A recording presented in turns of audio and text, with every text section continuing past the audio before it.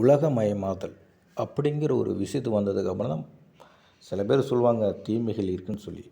ஆனால் உலகமயமாதலில் அதிக நன்மைகள் தான் இருக்குது. உலகமயமாதல் வந்ததுக்கப்புறம் தான் அறிவியல் வளர்ச்சி மிகப்பெரிய ஒரு உச்சத்தை எடுத்து வச்சுருக்கு. தொழிற்சாலை அதிகமாக வந்திருக்கு. இதன் மூலமாக நமக்கு நிறைய வேலைவாய்ப்பு கிடச்சிருக்கு. பொருளாதாரம் மிகப்பெரிய அளவில் முன்னேறிருக்கு. பொருட்கள் புது புது அறிவியல் தொழில்நுட்பம் இதெல்லாம் வந்திருக்கு. உலகம் சுருங்கியிருக்கு. அதாவது ஒரு நாட்டுக்கும் இன்னொரு நாட்டுக்கும் உள்ள இடைவெளி குறைஞ்சிருக்கு. இது உலகமயமாதலுடைய வெற்றி.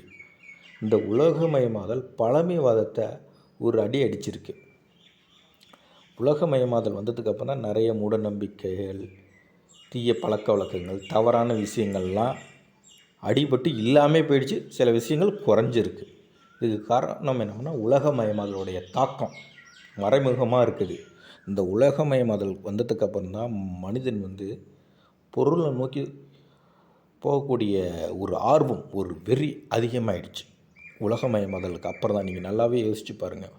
அதுக்கு முன்னாடி பணத்துக்கு முக்கியத்துவம் கொடுத்தாங்க. ஆனால் உலகமயமாதல் வந்ததுக்கப்புறம் தான் பணத்துக்கு மிக அதிகமாக முக்கியத்துவம் கொடுக்க ஆரம்பித்தாங்க. உலகமயமாதலில் எல்லாமே வணிகமாகிடுச்சு. ஒவ்வொரு விஷயமும் வணிகமாகிடுச்சு. முன்னெல்லாம் பார்த்திங்கன்னா இது உலகமயமாதலில் உள்ள குறைகள்னு சொல்லுவாங்க. ஆனால் உலகமயமாதலில் நன்மைகளும் தானே அதிகமாக இருக்குது. இப்போ உதாரணத்துக்கு வீட்டுக்கு முன்னாடி இன்னொரு திண்ணை வச்சு வீடு கட்டுவாங்க. யாராவது வந்தால் தங்கிட்டு போட்டோம் அப்படின்னு நினைப்பாங்க.